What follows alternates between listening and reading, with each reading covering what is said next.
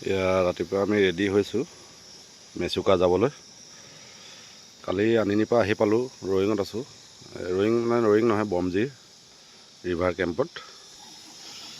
এতিয়া এয়া আমাৰ ৰেডি হৈছোঁ আৰু যাবলৈ মেচুকা। গেছটোৱেও ব্ৰেকফাষ্ট কৰি ল'লে। ওলাম আৰু এতিয়া এই 10 মিনিটৰ পাছত। আজি গৈ আলগত থাকিম, কাইলৈ মৰ্ণিঙত মেচুকা ওলাম আৰু। এয়া আমাৰ কেম্পটো, আজি য'ত আছোঁ।